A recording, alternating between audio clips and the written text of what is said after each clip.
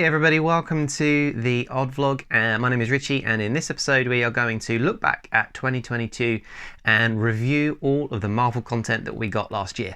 So let's get straight into it, starting right off the gate with Moon Knight. And Moon Knight was, I thought, probably one of the best things that came out last year. It was really good. I mean, the action sequences alone were, I felt, a level up from what we'd seen in some of the Marvel content before. It felt really gritty and almost, but not quite, reaching the levels of the Netflix shows in terms of their grit and their action sequences and their fight sequences, which just seemed to be just a bit of a level up and a little bit darker, ever so slightly. The theming was really different from what we'd seen in Marvel before, and really with that I just sort of mean in terms of like the Egyptian setting, and obviously introducing an entire new pantheon of deities in terms of the Egyptian gods, something that we had never seen before. So it had something new and something fresh, but characters that were really kind of carrying on that sort of Marvel quality in terms of character portrayal, and actually letting you see the emotional side and having a connection with a character. A very broken character with a traumatic background, something that really kind of tugged away at the heartstrings. So it's something that Marvel do typically so well in making you really enjoy the character and feel for the character, and that makes such a big difference. My only downside with this show was in the final episode, because of the character and what he does and the way he cuts between his split personalities.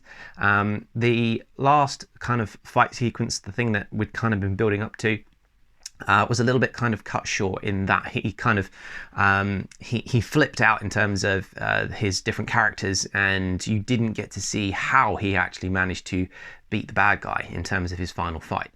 Other than that, though, I really enjoyed this show. I put it really definitely up there as being one of the best things that came out in 2022.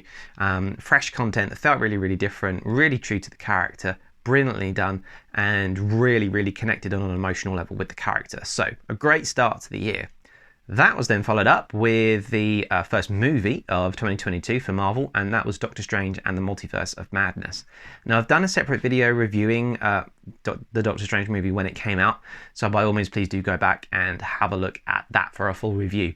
But what I will say is that I really enjoyed this film. I really liked it. I love the tone of it. I love the fact that it had these kind of horror vibes that really we'd never really seen before in a Marvel content, and it just felt really different because of that. The tone of it was dark. It had these wonderful kind of story arcs, I thought, for Doctor Strange's character and how he's really grown since his first movie.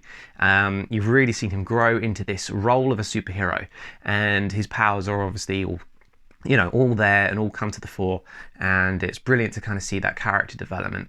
In addition to that, we also had some fantastic development for the bad guy, who was Wanda, and what I liked about the movie is that it sort of carries on her story from where she left off in WandaVision, and really does it really well, because what it shows you is how she's really still traumatized by the events of what had happened in Infinity War, Endgame, her own show in WandaVision. She's still looking for her kids, her children, and because of that, she then becomes the antagonist in the Doctor Strange movie.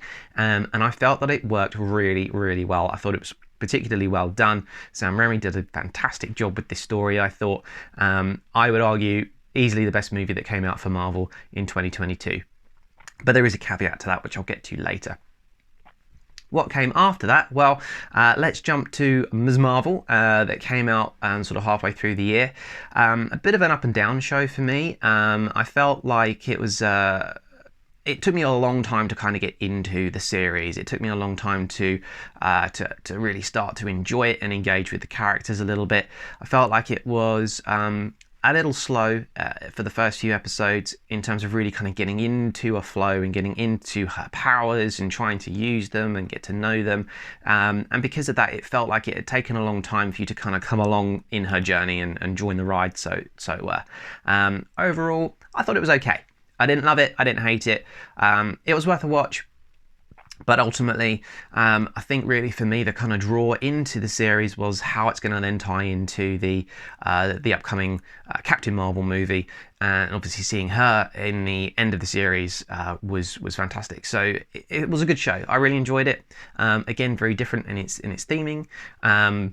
but overall it's the sort of stuff that we've seen before in terms of random character finds this particular way of gaining powers and then goes off on a bit of a journey with them. It sort of roughly follows the typical hero's journey, which for those that don't know is basically it's a kind of archetype for storytelling when it comes to heroes, superheroes in particular, but it's something that goes back like centuries, if not millennia, as to how you create a story and follow the hero's journey. Luke Skywalker is a good example of that kind of archetype storytelling, and it's really where you start off with a character in their status quo, something happens to them which kind of leads them into a mystical storyline. They go off on an adventure, they meet a challenge which forces them to learn something, and then using those skills they then meet a bigger challenge to kind of defeat the bad guy, as it were.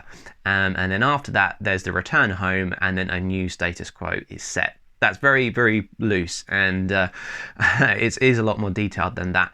Ms. Marvel, I felt, just about does that. It follows that story quite well, or that story arc quite well, which is why I think the show works better than other shows that we'll come on to later. So what's next? Well, next up we'll look at the next movie that came out, which was Thor: Love and Thunder.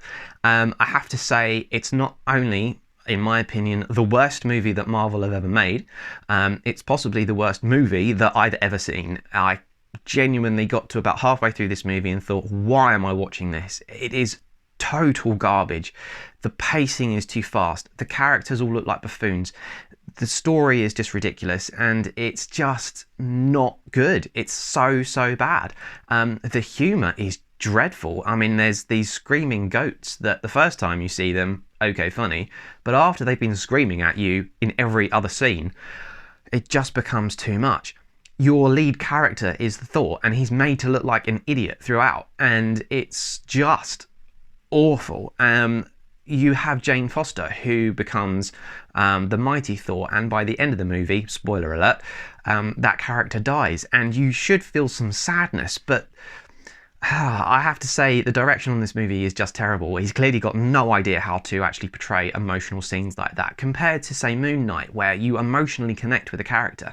With this, it's just a goof, and it's awful. It's one of the worst things I've ever seen. I cannot quite believe that Marvel Studios greenlit this. It's just dreadful, and I think it will be the worst thing that Marvel Studios have ever put out for quite a long time. I really genuinely wish they'd never done it. And it's also to the extent that Chris Hemsworth himself has come out and said he will not work under those conditions again, because he knows that that was a terrible film. And then you move forwards ever so slightly, and then you get to the next piece of content, which was She-Hulk. Now, we talked a little bit before about the hero's journey archetype for storytelling. She-Hulk not only doesn't follow that, it doesn't really follow itself. Every episode is almost like its own separate thing. There's a very kind of vague underlying storyline that kind of carries through each episode, but they constantly cut away from that, so that you're left with just an episode that leaves you wanting, but not in a good way. It leaves you with an emptiness. I don't particularly obviously engage with the character particularly well. The fact that Daredevil was in it was probably the only thing that kept me watching.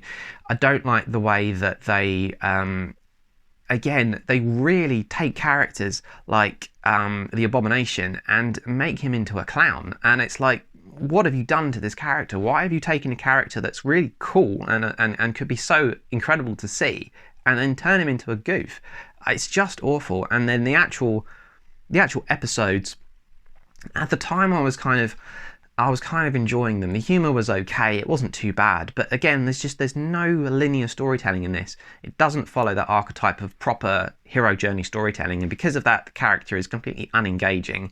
And by the time you get to the end, you're sort of thinking, okay, well, this very vague hint of a linear storyline throughout the series is going to kind of build and come to a head, and we're going to have this amazing finale. But you don't. You actually get the impression that they didn't know how to finish this series, because they don't finish this series. They actually don't have an ending. They break the fourth wall, forget how to actually finish the story, and just ruin it. They completely and utterly trash their own show. It's just awful. Admittedly, I think Thor as a movie was worse. She-Hulk as a series, God, I hope they don't do another one. It's just dreadful. My one kind of saving grace for this is that they didn't do too much damage to the Daredevil character. That would have been like the biggest sin ever. Luckily, he kind of comes through this show okay and still intact. He's got his sense of humour, and he does get some time to shine in a hallway fight sequence, which was really good. And again, with his fight sequences that you see, there is that level of Netflix level kind of grit and not gore, but you know, it's a level up from what you usually see with Marvel heroes. So we get through She-Hulk, we survived that one. And then what came after She-Hulk? Well, in terms of movies, you had the next Black Panther movie, Wakanda Forever. Now, I won't review that because I've not seen it, so I won't really comment on that. The only thing I will say is that in the pictures that I've seen, we meet the Ironheart character and her suit. And I just will say, it looks dreadful, like something out of the Power Rangers show. It's so bad. It's really childish and, yeah, cartoony. Like the CGI, it doesn't look realistic in the slightest. Now, okay, maybe that works for the character. I don't know because I've not seen the movie, so I won't say any more about that. Maybe we'll come back to that in another episode. So we'll skip past that one for the moment, and we'll look at Werewolf by Night. Werewolf by Night, I think, is the hidden gem of 2022 in the MCU. A fantastic one-off show that was simply mind-blowing. Really different, black and white cinematography, horror storytelling, a little bit like what we had in Doctor Strange. A new story, new characters, really gritty, and I thoroughly enjoyed that. As a one-off, I do wish that they would kind of carry on the story of those characters a little bit, because they've got a real edginess to them and something that's very unique and very different, something that would work really well, I think, like tying in with, say, Doctor Strange, or going off on their own tangent and having a spin-off series of their own. I really wish they would, because that one-off episode really kind of left me wanting so much more, to see more of these characters, and what kind of mysteries they could get up to, and kind of weird monsters that they can meet along the way. So a fantastic series. I highly recommend watching that. Don't really know where it's going to lead. Obviously the characters could crop up at some other point in the MCU. We don't really know. I don't think there's any plans to, but it's so worth watching. Storytelling's fantastic. Direction's great. Yeah, the cinematography in this, just really appreciated something that was really different, but good quality, really good quality. On the flip side of that, we also had the Baby Groot miniseries. I was really disappointed with the Groot series, because I had it in my head that it was going to be like a proper series, a proper show, but it wasn't. It was just a short series of shorts, and that's all they were. They're not relevant to anything. They're not connected to anything. They just show Baby Groot going on and getting angry at stuff. But completely pointless. Completely and totally pointless. Doesn't add anything to the character. Doesn't add anything to the timeline. Just a one-off thing, hopefully. And what more can I say about it? It's just, as I say, completely irrelevant. Complete nonsense.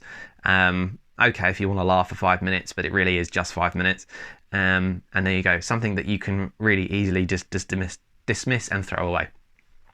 And then finally, we come on to the Guardians of the Galaxy Christmas special. This actually was really special. I really enjoyed this. Again, just a one-off. But it was fantastic to see the Guardians characters back. We had seen them come up in the Thor movie, but they were in it so briefly that they don't really add anything. All they really are in it for is to show you how Thor gets from being an Asgardian of the galaxy to then him going off on his solo film. All they really do is just drop him off in his own movie and then disappear again. So it was great to actually have something that gave you a little bit more Guardians, and it was great to see Kevin Bacon make an appearance with a cameo as well. That was just really funny, really heartwarming as well, and just a really enjoyable show. Again, a one-off, so obviously it's building up to their third movie, which comes out this year, 2023. So I'm really looking forward to that now. The Christmas special has kind of really got me really excited to see the Guardians again in a full-length movie. So I highly recommend it.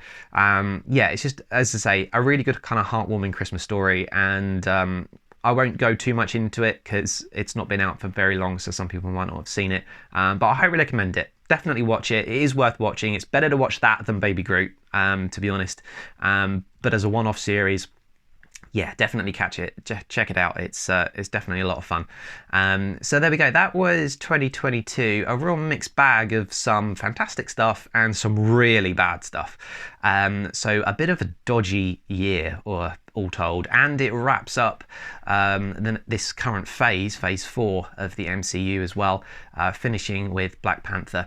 But as I say, I still need to see that movie, so I'll do a separate review of that, and then I think we'll go back and kind of rank all of the shows and movies that came out in phase 4, and kind of give you my opinion on which ones were good, which ones were bad. But overall, 2022 was a bit of a meh year. Some really high quality stuff. Moon Knight, fantastic. Doctor Strange, really, really good. Werewolf by Night blew my mind, blew me out of the water. And the Guardians Christmas special, really, really good. However, Thor: Love and Thunder and She-Hulk, I would throw them in the bin straight away, and I'd chuck the Groot series along with it. And then in the middle, you've got the Ms. Marvel show. It was okay. It just kind of sits in the middle. Not too great, not too bad. It's okay. It's worth watching, but we'll see where that character goes, because obviously she's going to be reappearing later on in other things. So there we go. Let me know. I'd love to hear your comments on this. Did you enjoy particular things of the year? What was your favourite? What was your highlight of 2022? What was your low light of 2022? And what did you think of the actual stuff that came out? Do you agree with me with what was good and what was bad? I don't know. Let me know your thoughts. Leave a comment down below. Give the video a like and subscribe, please, because it really helps the channel out. And with that said, we're all done, and we'll be back in another episode soon to review everything that came out for Star Wars in 2022. So with that said, we're all done, and I'll see you guys real soon.